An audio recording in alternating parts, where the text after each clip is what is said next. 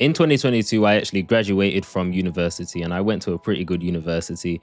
And then I got myself a job at Argos. And it doesn't really make sense. You go uni, but you get yourself a job at Argos. Why didn't you get like a postgraduate job?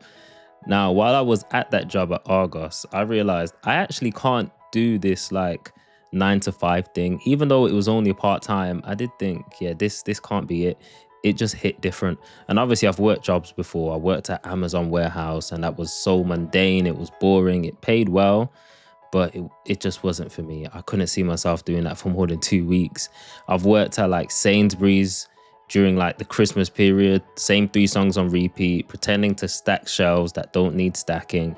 Hell no. Where else? I've worked at Aston Villa, Edgbaston doing hospitality. I've done a few other agency jobs, but this was all of that was while I was in education. So when people ask, "Oh, what do you do?" I'm like, "Oh, I'm still at school, or I'm in uni, or I'm at college." "Oh, you just work on the side then?" Yeah. Whereas when I hit Argos, they were like, "What do you do?" I was like, "Oh, I just graduated." They're like, "Oh, so what's the plan?" I didn't know the plan, bro. I didn't know the plan. And as I was there, I was just like, I hate this. I'm coming in for 4 hours a day, like 6 days a week. I'm like, it's just taking up time that doesn't need to be there. And at the time, I actually started a side hustle, which was video editing. And that's what actually allowed me to quit my job. And I'm not saying I was making bread while I was video editing. In fact, I left my job while I only had about £500 of income. I had no savings, as in £500 from the video editing. I had no savings. I literally had nothing. That's how bad, like, I didn't want to work. But obviously, I didn't have like massive bills to pay. I live at home with my parents, so like it's not that bad. Obviously, I'm not saying, hey, quit your job if you don't like it, if you got rent to pay, because nigga, you got rent to pay, right? So I quit my job and I started doing video editing, and luckily for me, it just was the right time. And like, there's a lot of times in life where you think to yourself, shit, do I want to take that risk? Is this the right move? And you're at this crossroad and you're kind of like, oh, I need to make a decision. And this decision, you know, it's going to be important. Like, whether you move out your parents' home or not, whether you quit your job or not, whether you chase your dreams or not, whether you go to university or not, whether you um, move city or not, move country or not, go on this holiday, whether you save or not, whatever it is, you know that it's an important decision. And that's why it felt like when I was leaving Argos, especially when I had no savings. I was like, oh, it's literally now or never. Like, a lot of people say they're going to leave and they just never leave. Like, I ran into people working these like agency jobs that said they finished uni and they've been working them agency jobs for about 3 years. I'm just like, what? But you're saying how much you hate it. Like, you can't hate it that much and still be in it. But regardless, I went through the editing route and I was kind of building an editing business. I didn't know anything about business. No one around me like that I knew about business. So I was learning this all by myself pretty much. And I was thinking, okay, what do I do now? How do I get clients? How do I do this? And like, luckily for me, I was recommended more clients from the first client I had because the situation went really well. I grew in from like 13,000 to over 500,000 on Instagram, got recommended, and it started growing that way, built connections. And then throughout that, me and my boy actually started a podcast so we can network and expand our network more, which went really well. We met some amazing people. We done the podcast for about a year, just over a year. It was originally called The CEO of You. Then we changed it to The Untold Pod. If you search The Untold Pod, you'll be able to see it on YouTube. And yeah, man, it was great. We met loads of people, inspiring people, and they were like, get into sales. He got into sales, so I kind of tried sales. And like, I was still trying to figure out what's right for me. Like, at this point, I'm just like, oh, I don't know what I'm going to do. I quit my job, and it's almost been 2 years since I quit my job. And I still don't know what I want to do. Is it sales? Is it editing? Like, what else is out there? Do I explore more? Do I do like trading? Do I do crypto? Do I do forex? Like, what do I actually want to do, bro? So I actually had a long sit down after doing sales, and I was just like, what do I actually want to do? And to be honest, the answer was staring me right in my face the whole entire time. The thing I should be doing is content creation. So as soon as I blew my client up from 13,000 to 500,000, I started creating videos for myself. And it started on TikTok. In fact, I started TikTok before that, but it was just silly entertainment videos where it's text on screen and it's just like trending sounds or audios or memes or whatever you want to call it. That account got to like 8,000 followers. I actually archived everything on there because I tried to do TikTok automation. I literally tried everything. And I wanted an account that had the advantage because you need 10K followers to get accepted into the program, but that didn't go too well. So the videos are just archived. I kind of wish it was still up. But anyway, I had that TikTok account, and then I was like, let me make a new one and let me start talking about things that I'm actually interested in. So I started talking about tech. I made a video about the iPhone 14, and that video went viral. It's sitting on like 2 million views. So I thought, oh, whoa, first video, 2 million views. I must be onto something. And I'm not saying like overnight I just became this TikTok sensation. I don't even think I'm still a TikTok sensation, but like that video did very well. And I did start creating content in like 2019 on YouTube. It's on this channel. You can just go back and check. Again, it was entertainment videos with my friends. It was nothing like this, right? But I started getting views on TikTok, and then eventually I moved to Instagram after like gathering up the confidence to actually use my Instagram as a platform to actually show my face and speak about things that I know and that I'm interested in and stuff like that. And then time went on, and then currently right now I'm on 20,000 on Instagram, around 12 or 13,000 on TikTok. YouTube, I'm like 600, 650, something like that. And it's like I've been able to actually, obviously Instagram was my main focus. I was actually able to grow my Instagram account from like, I was on 1,000, just under 1,000.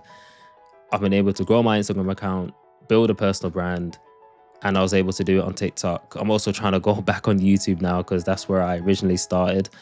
And I was just like, oh, so the whole time I didn't know what business to build, because I actually want to build a business. I want to make money, but I also want to build a business where I know that I can help people, for one, something that I'm actually good at. So I don't have to think, oh, like I'm not providing enough value here. I want to do something I enjoy, or else I would have just be working in corporate sales or something like that. Like it just had to make sense, and it just had to fulfill me. And I realized content creation is that. I literally like creating content, bro.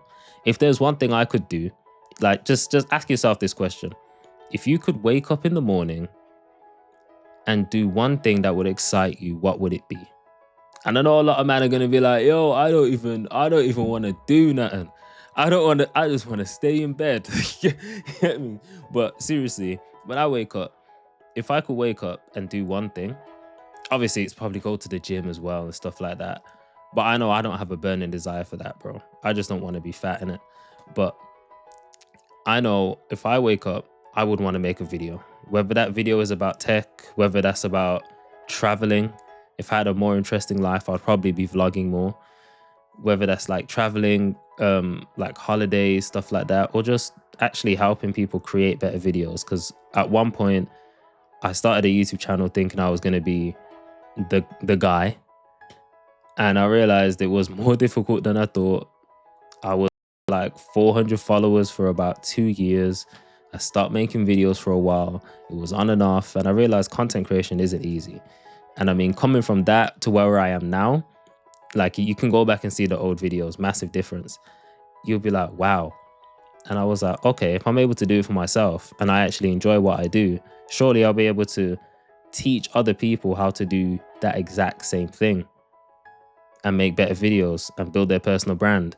And then they can go out and impact other people the same way I impacted them. So if you're watching this video and you're like, I want to build a personal brand, but I really like fitness, cool. I can teach you the content principles and everything that you need to know to build a personal brand and make good content so you can gain an audience of people that want to become more fit and healthy. And then you can help them become more fit and healthy and they can improve their lives. And then it's kind of like I've helped you, but then you've helped someone else. And it's just like, it all makes sense to me now, right? Because when I was trying to figure stuff out, I was like, I don't want to do a content agency. I don't want to be an editing agency. I don't really want to just be an editor anymore, because I realized there's more to content than just editing, right? So I was just like, okay, I guess the route I want to go down is more of, I don't know what you would call it. Like, really and truly, you can just make up names, but I guess it's kind of like a creator consultant, or a consultant for creators, or a content coach, or a creator coach. There's whatever name that is. So that's what I've basically decided to do. After quitting Argos in 2022 to create content and build a personal brand, I finally found out what I actually wanted to do, or what I want to do. And that's be a content creator that helps other content creators, but at the same time express my interest in tech and sports and just my life, and just document everything. And during that time, I'm going to have a business, and that business is live now, where you can apply, fill in your details. I'll leave a link in the description for it. If you're someone that wants to build a personal brand, learn content principles, learn the systems, learn the strategies that I've used to help my client go from 13 to over 500,000 on Instagram, help myself go from under 1,000 to over 20,000 on Instagram. I helped another client go from 800 to 60,000 on Instagram.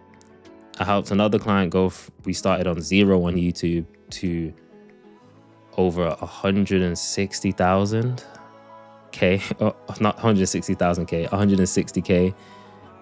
Like, I realized I'm actually that guy.